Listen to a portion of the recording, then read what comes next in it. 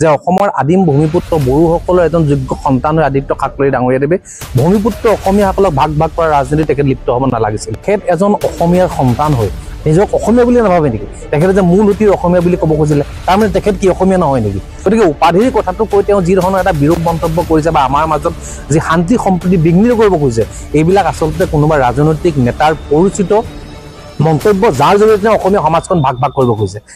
বৰ্তমান সময়ত অসমৰ এজন জনপ্ৰিয় শিল্পী তথা সকলোৰে হিয়াৰ আমঠু আমি জুবিন গাৰ্গ ডাঙৰীয়াদেৱক হেৰুৱাইছোঁ। আৰু জুবিন গাৰ্গ ডাঙৰীয়াদেৱৰ মৃত্যুৱে অসমত যিমানবিলাক জাতি জনগোষ্ঠীবিলাক ভাগ ভাগ কৰা যি ৰাজনৈতিক ষড়যন্ত্ৰ কৰা হৈছিল চৰকাৰৰ ঘৰৰ পৰাই হওক বা বিভিন্ন ধৰণে, তো আমি সকলো একত্ৰিত হ'ব পাৰিছোঁ, আমি ঐক্যবদ্ধ হৈছোঁ।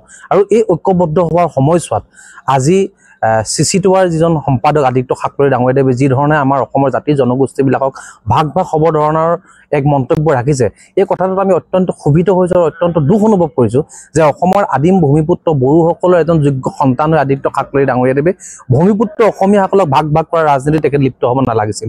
আমি সকলোৱে জানো যে অসমৰ আদিম ভূমিপুত্ৰ বুলি ক'লে বড়োসকলক পৰা আৰম্ভ কৰি কছাৰী, ডিমাচা, মৰাণ, বড়ো, চুতীয়া, জলদা, ত্ৰিপুৰা, গাৰো, লালুং, হাজং, মেচ, মহলীয়া, ৰাভা, মদাইকে আৰম্ভ কৰি এই সমগ্ৰ জাতি জনগোষ্ঠীয়ে লৈ আজি অসমীয়া সমাজখন গঢ় লৈ উঠিছে।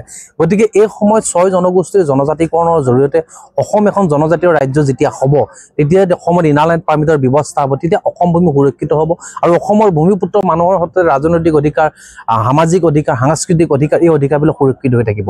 আজি বহিৰাগত মানুহ আহি অসমৰ মন্ত্ৰী পৰ্যন্ত হৈছে। গতিকে তেখেত এজন অসমীয়াৰ সন্তান হৈ নিজক অসমীয়া বুলি নাভাবে নেকি? তেখেতে যে মূল সুঁতিৰ অসমীয়া বুলি ক'ব খুজিলে তাৰমানে তেখেত কি অসমীয়া নহয় নেকি?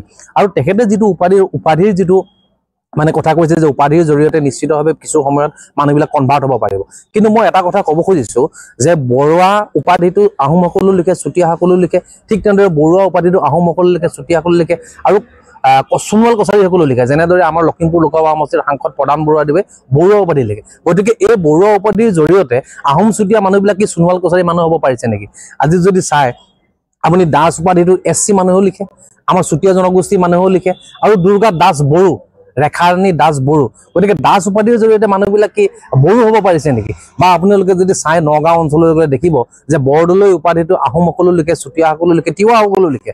গতিকে উপাধিৰ কথাটো কৈ তেওঁ যি ধৰণৰ এটা বিৰূপ মন্তব্য কৰিছে বা আমাৰ মাজত যি শান্তি সম্প্ৰীতি বিঘ্নিত কৰিব খুজিছে, এইবিলাক আচলতে কোনোবা ৰাজনৈতিক নেতাৰ পৰিচিত মন্তব্য, যাৰ জৰিয়তে অসমীয়া সমাজখন ভাগ ভাগ কৰিব খুজিছে। আজি কেইদিনমান আগত মুখ্যমন্ত্ৰী ডাঙৰীয়াই কৈছে যে অসমত এটা বিশেষ সম্প্ৰদায়ৰ মানুহ বহু সংখ্যক বাঢ়ি গৈছে। গতিকে এই সময়ত অসমৰ নৃগোষ্ঠীয় থলগুৰি মানুহবিলাক আমি একেখন মঞ্চত থিয় হোৱাৰ সময় সমাগত হৈছে। গতিকে এই সময়ত অসমৰ ভূমিপুত্ৰ মানুহবিলাকক ভাগ ভাগ নকৰিবৰ কাৰণে তেখেতক আমি আহ্বান জনাইছোঁ আৰু অনাদি আগন্তুক সময়ছোৱাত আমি সকলোৱে ঐক্যবদ্ধভাৱে অসমীয়া সমাজ তথা অসমীয়া জাতিটোক আমি আগবঢ়াই লৈ যাব লাগিব। চুতীয়া জাতি সন্মিলনে 3 নৱেম্বৰত অৱস্থান ধৰ্মঘটৰ ঘোষণা কৰিছে, লগতে 10 নৱেম্বৰত ধৰ্ণা প্ৰতিবাদী সভা আছে। আপুনি কি ক'ব, সমৰ্থন কৰেনে? নিশ্চিতভাৱে তেওঁলোকে যিটো কাৰ কথা ক'লে এইটো চুতীয়া জাতি সন্মিলন, চুতীয়া জাতি সন্মিলনে যি আন্দোলন ঘোষণা কৰিছে তাত চুতীয়া জনগোষ্ঠীৰ সকলো ৰাইজ তথা অসমবাসী ৰাইজৰ আশীৰ্বাদ আছে। গতিকে যেতিয়ালৈকে অসম জনজাতীয় ৰাজ্য হ'ব তেতিয়ালৈকে অসমৰ কোনো জনগোষ্ঠীয়ে সুৰক্ষিত নহ'ব। গতিকে চুতীয়া জনগোষ্ঠীৰ এই আন্দোলনৰ প্ৰতি সকলোৰে পূৰ্ণ সমৰ্থন আছে আৰু অসমৰ ৰাইজৰ আশীৰ্বাদ লৈ 6 জনগোষ্ঠীৰ জনজাতিকৰণৰ এই বিষয়টো নিশ্চিতভাৱে আগবাঢ়ি যায়।